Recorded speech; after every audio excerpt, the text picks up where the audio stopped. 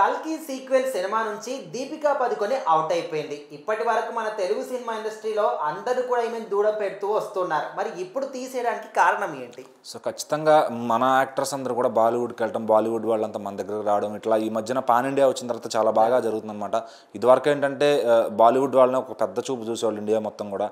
So ఇప్పుడు మన తెలుగు సినిమాలు బాహుబలి తర్వాత వేరే దారి తీసుకున్నాయి. సో మన తెలుగు సినిమా అంటే ఇండియా మొత్తం మన అండర్లో ఉండే పరిస్థితి వచ్చింది. సో అలా క్రియేట్ చేసుకున్నారనమాట మన మార్కెట్ని. సో ఇప్పుడు ఎవరన్నా మన దగ్గరకు వచ్చి పని చేయడానికి చాలా ఆసక్తి చూపిస్తున్నారు. మరైతే రీసెంట్గా దీపికా పడుకొనే గారు ఆవిడ ఇష్యూ ఏదైతే ఉందో ఆవిడ కొంచెం కండిషన్స్ పెడుతున్నారనమాట బాలీవుడ్ నుంచి వచ్చి.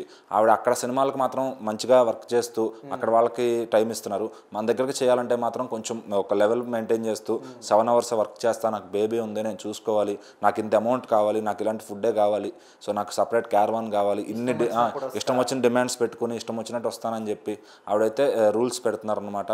సో మరి అట్లాంటి రూల్స్తో సినిమా తీయాలనుకునే డైరెక్టర్లకు ఎవరికైనా కొంచెం ఇబ్బందిగా ఉంటుంది. సో ఆ ఇబ్బంది వల్లే సందీప్ రెడ్డి వంగ గారు అయితే స్పిరిట్ నుంచి ఆమెను తొలగించి తృప్తి డిమిరి గారిని పెట్టుకున్నారు. మరి ఇంకా తర్వాత చూసుకుంటే ఇప్పుడు రీసెంట్గా కల్కి 2898 ఏడీలో కూడా ఆవిడ ఉన్నారు.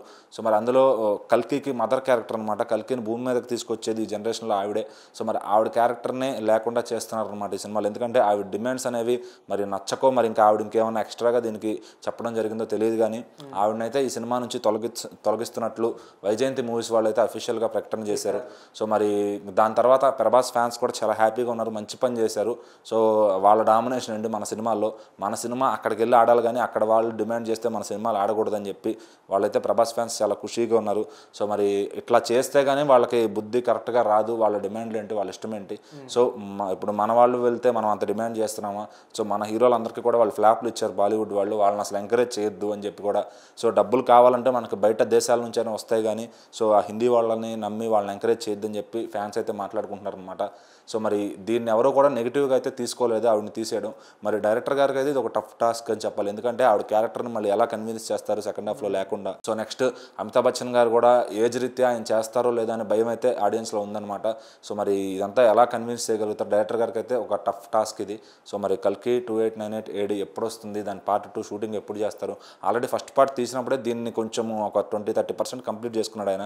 సో మరి మిగిలినంతా కూడా చేయాలి. మరి ప్రభాస్ గారు డేట్స్ కావాలి. సో ఇదంతా దగ్గర ఒక 1 year వర్క్ ఉంటుంది. మరి అది ఈ సంవత్సరం అవుతుందా, 2026 దాకా దాటిపోతుందా ఏంటనేది ఎవరికి క్లారిటీ లేదు.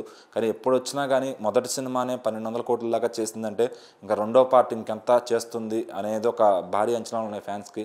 మరి దానికోసమైతే యావత్ తెలుగు ప్రజలందరూ కూడా ఎదురు చూస్తున్నారు అనమాట.